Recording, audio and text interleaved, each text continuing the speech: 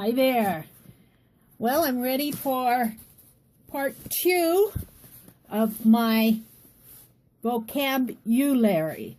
But before we do that, I promised you that I would show you my list of the things that I assigned you from part 1. This is just a fun little exercise. It isn't anything you have to stress about.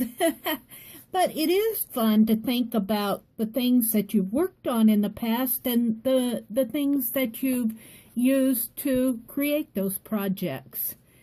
And so let's just get at my list here. The projects that I've worked with in the last 5 years. You can see I took just one sheet of paper, divided it down the middle, media that I've worked with and why, and the projects that I've worked on in the last 5 years. Oh my goodness, I've done a lot. I've done a lot more than this. These are the things that came to my mind first. So they're probably things that I've either done recently or that I've really enjoyed doing. Altered books. The romance book was one of the first videos that I put up here on YouTube. Romance book with drawers. This was an experience for me because not only was I learning about using glues in my altered books, but I was also learning about cutting simple niches out, little areas where I could put my little box for the drawer. So I did a travel journal, a coffee filter book, and a file folder journal. All of these, 1, 2, 3, 4, all of those were for swaps, and they've been swapped out, and I received altered books or altered journals in return. Very happy with them. The letter journals, the letters, recently in the last year with Crazy Island Family, I participated in 4 letter journal swaps, which kept me, I must say, quite busy. And that led to me doing letter videos, which I need to get to again. I really enjoy, I received that file folder journal from Rosemary, and I really enjoy writing in that and doing it as a video on my channel. Junk journals. I've made several junk journals. I've swapped them out. One that I remember in particular I did for a needlework friend. So that was a fun project. I also did another one that I don't have on here, which was really when the archivers had their brick and mortar stores. It was more of a family junk journal, and you followed their little kit. I still have that one packed away. So altered books was something that immediately came to mind, although I will not say that, barring the letters and the letter journals, these are not something I do on a regular basis, but I've done several of them in the last 5 years. I must like doing them. Urban sketching, my watercolor Wisconsin, when I went out and did my art behind the steering wheel, which is really fun for me to do. Working in my figuring book.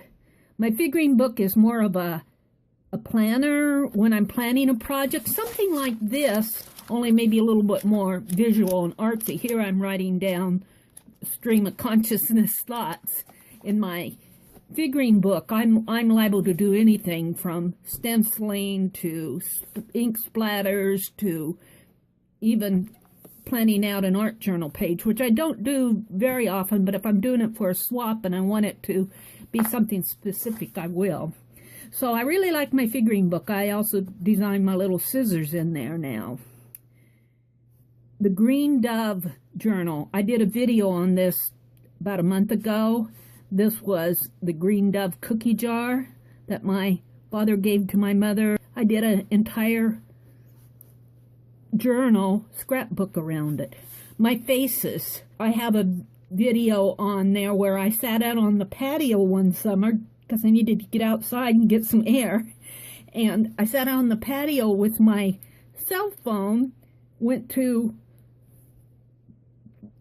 photographs that were in the public domain, and sketched faces from my phone, and mostly of historical figures like Walt Whitman and Charles Dickens, Pearl Buckley, Mark Twain. So that video turned out a lot nicer than what I thought it would. It gets a lot of hits, and I have my Faces journal, and I love it. My scrap paint stained glass journal. This I picked up from Gina Ahrens. I've mentioned it several times, where she started saving off her scrap paint, and I started saving mine off in a textbook like she did, and then I got onto this kick of doing stained glass around my scrap paint, and I have a lot of fun doing those. Postcards, mostly for swaps. I've done them. They came to mind. I don't do them extensively, but I've done Inktense postcards. I've done fabric postcards. I've done just postcards where I'll collage items on it. I think I even collaged a doily on once and sent it off. I did a steampunk doll, an assemblage. I showed that on my channel too.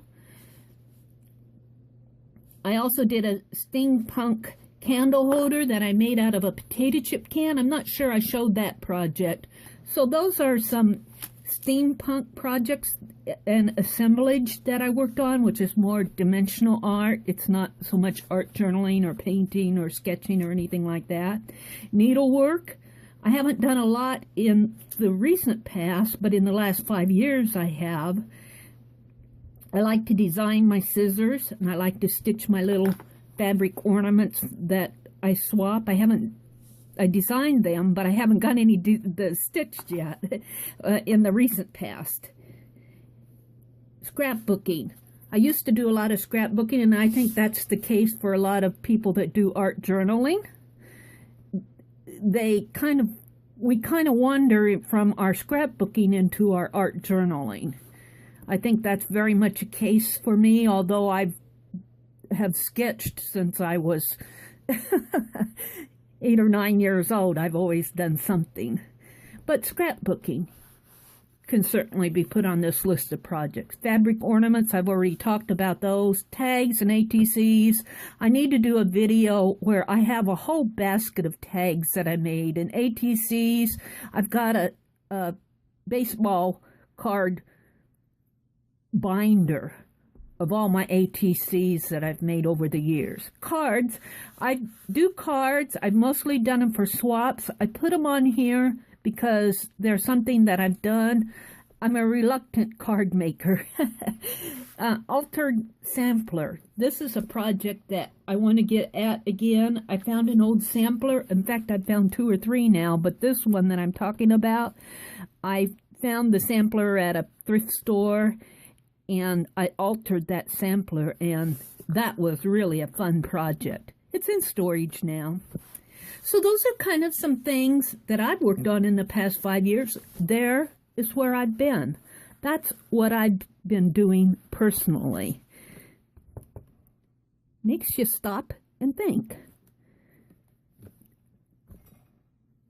Media that I've worked with and why. I listed watercolor right up here at the top because it came into my mind right when I started making my list.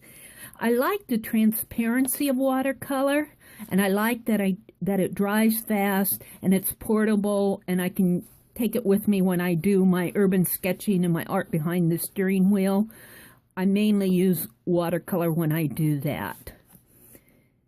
I also like it as you can see here, I'm doing this entire stream of consciousness on one page because my Sharpie pens will soak through to the other page. Watercolor will not do something like this.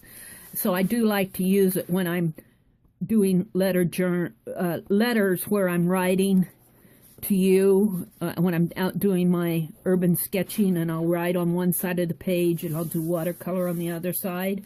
Well, that watercolor does not soak through to the other side like my Sharpie pen does. So that's one reason why I like it. I also like the transparency of watercolor. I think we're too afraid of watercolor. I think that it's a delicate medium. And I'm not a delicate person. And when I can do something delicate with a media, I enjoy it. Acrylic and craft paints, mostly because of the expense. I cannot afford the professional grade paints at this time in my life, so I've been using the cheaper acrylic paints, which are student grade, maybe semi-professional grade when you get into the folk art and the deco art paints. Craft paints, I use them all the time because for my purposes, for what I'm doing, I'm not selling anything professionally. I'm doing my art more as an expression. For my purposes, the craft paints work well, and it fits my budget. Markers and inks, I've been having a lot of fun sketching with distress stains. Distress stains are marketed by Ranger for like working on paper crafting media when you're making tags or maybe an art journal page. But recently I have found that I like to paint with them like you would a watercolor or sketched with them like you would a marker. I've been having a lot of fun recently using distress stains to draw and sketch with. Other types of markers have been the Sharpie markers, the Tombow marker. Pen and ink, my foodball pen has been a recent discovery. I love my foodball pens. I love it. It writes over acrylic. It just writes over so much. And they're really not terribly expensive. I wish that they came out in more colors than black and blue, though. Maybe if we talk them up enough, we'll convince them to give us 16 million colors of foodball pens. Down here, with my pen and ink, I have my dip pen and nibs.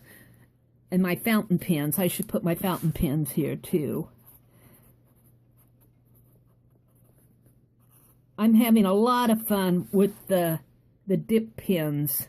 I like to draw with them and sketch with them. And I like them that I can dip it in my ink and get as much ink on there, and I can blot and I can draw and sketch. Scrap paint, that's when I'm working on a project and you saw me do that in my last video when I did my title pages for my vocabulary. When I have extra paint left on my palette or on my little piece of paper that I'm using as a palette, I'll just smear that all around into my scrap paint journal. And I like to do that because it's frugal. I save it. I haven't spent my entire 59 cents and wasted half of my 59 cents. I'm not doing anything professionally. I probably would not use the cheaper paints if I was doing something professionally. I would probably invest in a nice paint if I was going to sell something. Some glitter, bling and sparkle. Well, bling and sparkle as much as I can forever, but recently I've been using glitter a lot more because I have fallen in love. I've fallen in love. I just bought another one because it was on sale, half price. These run about $6 a bottle. This is Martha Stewart glitter, her fine glitter, and I love putting my glitter down and painting over it. There's just, you can create so many layers with this and get the glitter, but also get the painterly effect.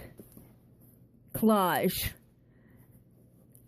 I use collage in my art journals a lot because it's a way of expressing myself. I love the expression.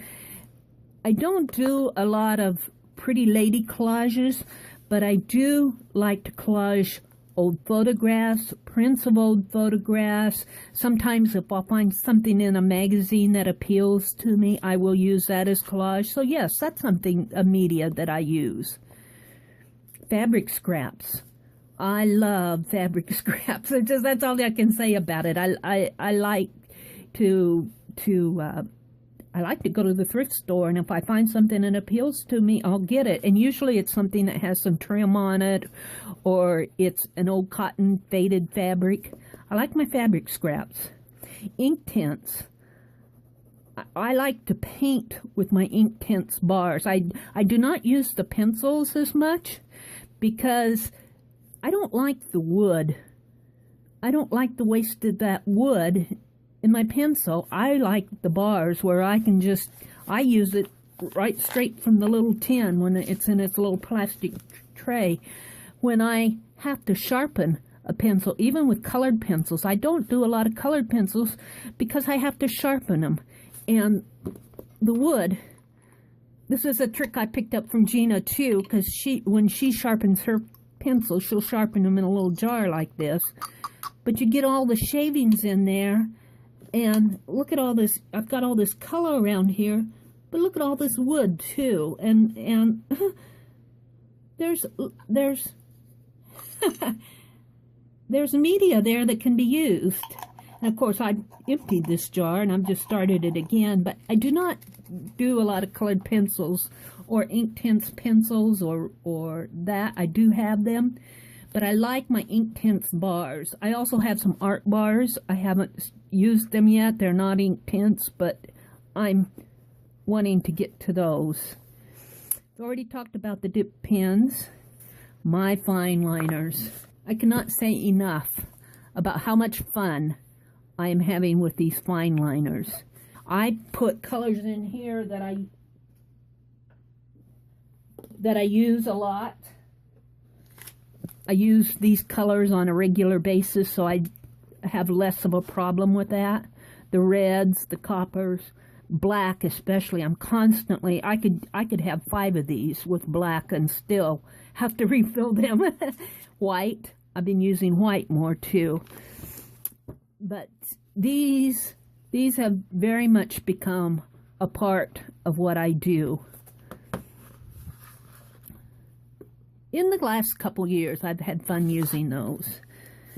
Screen print ink, the Gold Speedball screen printing ink. Gold Speedball screen printing ink. This happens to be an empty bottle. I'm keeping it. My first bottle ever of gold screen printing ink. And it has to be the screen print ink, not the block printing ink. The block printing ink is nicer, but I think it has a more of an oily base to it. It's a different consistency. This is very iridescent. Your gold block printing ink is more for doing block prints. It's more opaque, and I think it has more of an oil base to it. Then the last one that I have here is anything that's on clearance. Thrift anything. I love to find things at thrift stores and garage sales that I can use in my art. I think it's an adventure, and it's a way that I can try new things without having to invest a lot of money into them that I probably wouldn't buy retail. Clearance, thrift anything items is a media.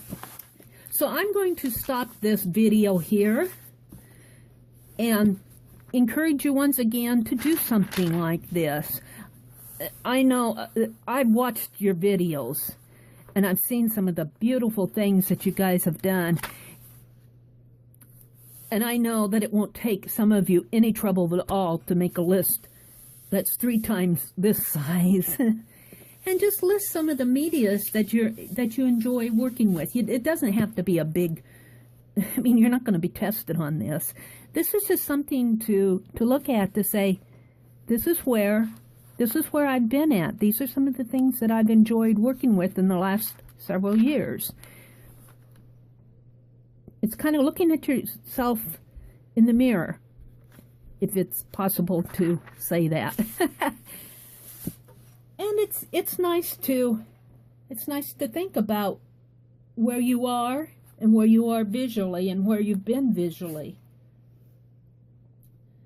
So I'm going to stop this video right here, and the next video I'll continue talking about some of these other pages, my stream of consciousness notes here, and I'll probably give another little exercise. I'll probably work doing some more pages in my Vocab-You-lary art journal. and we'll see where this takes us. This is something that I'm learning about myself as much as trying to express to you some of the ways that you can explore to learn about some of the things where your style might be or where it may not be. And that's another point that we're going to talk about in the next video.